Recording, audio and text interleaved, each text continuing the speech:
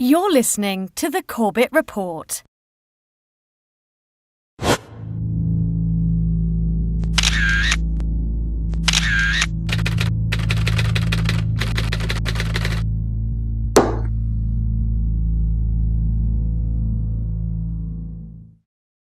Some evil is just, it can't be explained. Are these people happy? Are they joyous now? Are they celebrating? Oh, absolutely. They're Thank celebrating. God. There's one report, this has not been confirmed, but there's several live reports that there was a cell, one of these cells, across the Hudson River.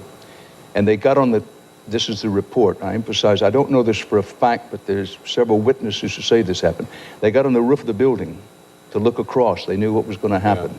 They were waiting for it to happen, and when it happened, they celebrated. They jumped for joy. In the days after 9/11, while Ground Zero continued to smolder, millions heard Dan Rather and various media outlets repeat vague and unconfirmed reports of arrests that took place that day.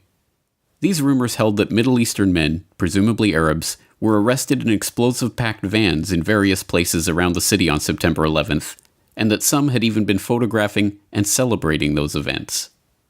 What most do not realize is that those reports were not mere rumors, and we now have thousands of pages of FBI, CIA, and DOJ reports documenting those arrests. My binoculars, and I could see the towers from my window, and this is where I'm looking, and all of a sudden, down there, I see this van park. And I see three guys on top of the van, and I could see that they were like happy. They didn't look shocked to me. They didn't look shocked. The men were spotted shortly after 8:46 a.m., yet somehow at this early stage, just minutes after the first plane strike on the World Trade Center, they were already positioned in a parking lot in Liberty State Park, taking pictures of the towers and celebrating. They left the scene shortly after being spotted, and at 3:31 p.m. the FBI issued an all-points bulletin advising officers in the greater New York area to be on the lookout for a white 2000 Chevrolet van with Urban Moving Systems sign on back. At 3:56 p.m., the van was spotted traveling eastward on State Route 3 in New Jersey and pulled over by Officer Scott DiCarlo and Sergeant Dennis Ravelli of the East Rutherford Police Department. Inside they found 5 men: Sivan Kurzberg and his brother Paul, Yaron Schmel, Oded Elner, and Omar Marmari. A major terrorist manhunt began, and just 6 hours after the attack, the van was stopped at a roadblock by patrolman Scott DiCarlo. We were asked to detain the van and the passengers. They were just removed from the vehicle, patted down for safety precaution, and detained. 911 call at 410 Park. I think once the FBI arrived, one of them stated that they were on our side. So there's something to that effect. According to the police report of the incident, Sivan Kurzberg told Officer DiCarlo, "We are Israeli. We are not your problem. Your problems are our problems. The Palestinians are the problem." Their official story: they were just Israeli tourists working for a moving company who had heard about the first World Trade Center strike and rushed to get a better view of the events. They told interrogators they were working for Urban Moving, a shipping and storage firm run by an Israeli businessman who often employed Israeli students without work permits. The men say there was an innocent explanation for what was found in the van and their behavior on 9/11. They were, they say, simply on a working holiday. We heard in the news that one of the plane was crashing down the building, and we thought it was an accident at the beginning. So we went up to the roof of Urban Moving, and we saw the building burning. There is a better view from a building in Jersey that is up a hill, a straight line to the World Trade Center. We decided to go up there. It's like 2-3 minutes from the office. Stand over there and take some pictures. Everyone wants a picture like this in his camera. Although this narrative is still trotted out when the story of the dancing Israelis is raised in the media, it is an easily demonstrable lie. FBI reports confirmed that the men were not taking somber pictures of a horrific event. When their 76 pictures were developed, they revealed the men had indeed been celebrating, smiling, hugging each other, and high-fiving. One of the pictures even featured Savon Kurzberg holding a lighter up with the burning tower in the background. And these were no ordinary tourists. Oded Elner had $4,700 stuffed into his sock. They lied to the police about where they had been that morning. They were carrying plane tickets for immediate departure to different places around the globe.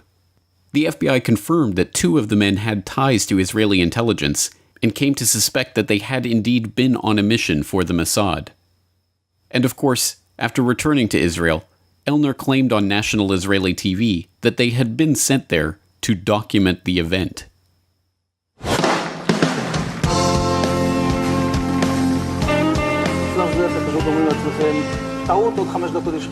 And at that point, we were taken for another round of questioning, this time related to our allegedly being members of Mossad. The fact of the matter is, we are coming from a country that experiences terror daily. Our purpose was to document the event. Their purpose was to document the event? But how could they possibly have known what event they were documenting at that point, before the second plane strike, when those few who even knew about the situation had assumed it to be an accident or pilot error? And when did they arrive at the parking lot to document the event anyway? The FBI reports show how the men gave confused and often conflicting accounts of when and how they learned about what was happening and when they arrived at the parking lot. Oded Elner even said they had arrived there shortly after 8 a.m., which would have been 45 minutes before the attacks even began. This is in line with one of the eyewitnesses that had placed their urban moving systems van at the parking lot at 8 a.m. How could they have been in place and ready to document the event unless they knew what was about to happen? Any way you cut it, this story is unbelievable. Men with documented connections to Israeli intelligence and working in the United States without appropriate permits were detained after having been caught celebrating the attack on the World Trade Center at a time when no one knew that the WTC strike was an attack. So surely these men are locked behind bars to this day, right? Surely they were transferred to Guantanamo and held without trial for 15 years as part of the war on terror, weren't they? No. They were immediately transferred to federal custody, held for 71 days, and then deported back to Israel. The owner of the urban moving systems company that had employed them, Dominic Suter, was investigated by the FBI too. They concluded that urban moving may have been providing cover for an Israeli intelligence operation, and even seized records and computer systems from the company's offices. When they went back to question him again on September 14th, he had fled back to Israel. And what about the dancing Israelis' pictures themselves? The Justice Department destroyed their copies on January 27, 2014.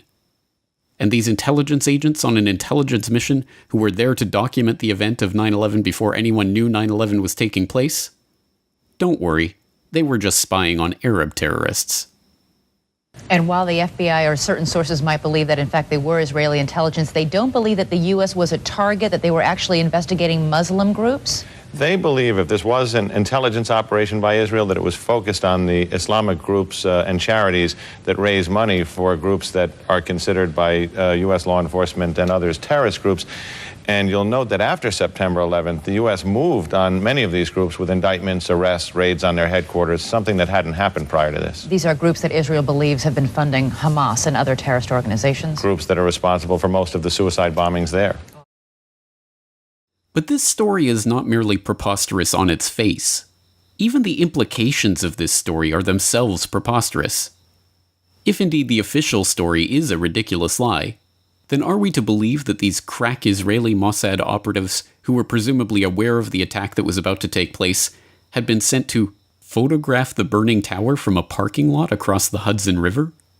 And that these specially trained intelligence professionals on their super-secret mission were celebrating, high-fiving, and going out of their way to be noticed in performance of their task? This is equally preposterous. The only other possible conclusion is that these men were serving merely as a distraction, that they were not there to photograph for Israeli intelligence one of the most heavily photographed scenes in the world on that morning, but instead to be noticed and arrested as a way to divert attention from a much bigger and more sinister story. So if they were meant to distract from a bigger story, what story could that possibly be? It has been more than 16 years since a civilian working for the Navy was charged with passing secrets to Israel. Jonathan Pollard pled guilty to conspiracy to commit espionage and is serving a life sentence. At first, Israeli leaders claimed Pollard was part of a rogue operation, but later took responsibility for his work.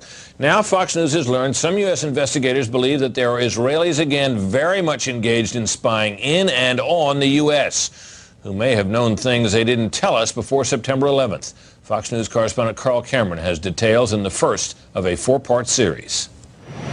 Since September 11th, more than 60 Israelis have been arrested or detained, either under the new Patriot anti-terrorism law or for immigration violations. A handful of active Israeli military were among those detained, according to investigators, who say some of the detainees also failed polygraph questions when asked about alleged surveillance activities against and in the United States. There is no indication that the Israelis were involved in the 9/11 attacks, but investigators suspect that the Israelis may have gathered intelligence about the attacks in advance and not shared it. A highly placed investigator said there are, quote, tie-ins, but when asked for details, he flatly refused to describe them, saying, quote, evidence linking these Israelis to 911 is classified. I cannot tell you about evidence that has been gathered. It's classified information. Asked this week about another sprawling investigation and the detention of 60 Israelis since September 11th, the Bush administration treated the questions like hot potatoes. I would just refer you to Department of Justice with it. I'm not familiar with the report. I'm aware that some Israeli citizens have been detained. With respect to why they are being detained and the other aspects of your question, whether it's because they are in intelligence services or what they were doing, I will defer to the Department of Justice and the FBI to answer that. Beyond the 60 apprehended or detained and many deported since September 11th, another group of 140 Israeli individuals have been arrested and detained in this year in what government documents describe as, quote, an organized intelligence gathering operation designed to, quote, penetrate government facilities. Most of those individuals said they had served in the Israeli military, which is compulsory there, but they also had, most of them, intelligence expertise and either worked for Amdocs or other companies in Israel that specialize in wiretapping. Earlier this week, the Israeli embassy here in Washington denied any spying against or in the United States. Carl, what about this question of advanced knowledge of what was going to happen on 9/11? How clear are investigators that some Israeli agents may have known something? Well, it's very explosive information, obviously, and there's a great deal of evidence that they say they have collected, none of it necessarily conclusive. It's more when they put it all together. A bigger question, they say, is how could they not have known? Almost a direct quote, Brett. The most phenomenal part of this report is not that it was eventually erased from the web by Fox News itself, but that it ever made it to the air at all. In December of 2001, Fox News investigative reporter Carl Cameron filed an explosive 4-part series that went in-depth into an Israeli art student spying ring that had been under investigation before 9/11, extensive Israeli wiretapping of sensitive US government communications, and the 60 Israeli spies that were detained in the wake of the September 11th attacks. Unsurprisingly, the story was quickly dropped, and no mainstream journalists dared to continue probing into the matter. This is the real story of Israeli spies in 9/11. Not some vague rumors about some dancing Israelis, but an FBI dragnet that swept up the largest foreign spying ring ever caught red-handed on American soil. And although the FBI were convinced that these spies knew about 9/11 in advance, their investigations were stifled and the issue was swept under the rug.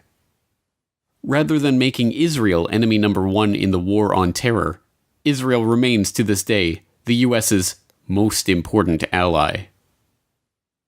And if I'm fortunate enough to be elected president, the United States will reaffirm we have a strong and enduring national interest in Israel's security. In 2001, weeks after the attacks on New York City and on Washington, and frankly, the attacks on all of us, attacks that they were perpetrated by the Islamic fundamentalists, Mayor Rudy Giuliani visited Israel to show solidarity with terror victims. I sent my plane because I backed the mission for Israel 100%. But perhaps this is understandable. After all, we all remember how Yasser Arafat gloated about 9/11 and said it was good for Palestinians, right? Oh wait, that wasn't Yasser Arafat. It was Benjamin Netanyahu. The Israeli newspaper Ma'ariv has reported Israel's former Prime Minister Benjamin Netanyahu has publicly said the September 11th attacks have been good for Israel. Netanyahu said, quote, "We're benefiting from one thing, and that is the attack on the Twin Towers and Pentagon and the American struggle in Iraq." My name is Donald Trump, and I'm a big fan of Israel. And frankly, a strong prime minister is a strong Israel. And you truly have a great prime minister. In Benjamin Netanyahu, there's nobody like him. He's a winner. He's highly respected. He's highly thought of by all. And people really do have great, great respect for what's happened in Israel. So vote for Benjamin. Terrific guy, terrific leader, great for Israel. Given that the ultimate consequence of 9/11 was the beginning of a now 15-year-long struggle to transform the Middle East, a struggle that the neocons that went on to populate the Bush administration had been openly advocating since the clean break policy paper in the mid-1990s, it isn't hard to see how the September 11th attacks were indeed a boon for Israel. But information linking Israeli spies to advance knowledge of 9/11 remains classified information. In a world of true justice, the dancing Israelis and other Israeli spies with insider advance knowledge of the 9/11 attacks, who openly celebrated those attacks, would be the targets of the war on terror, not its beneficiaries. Some evil is just, it can't be explained. Are these people happy? Are they joyous now? Are they celebrating? Oh, absolutely. They're Thank celebrating. God. There's one report. This has not been confirmed, but there's... I actually figure very largely in a number of the key conspiracy theories. September 11th, September 11th. Terrorists or terrorism, September 11th.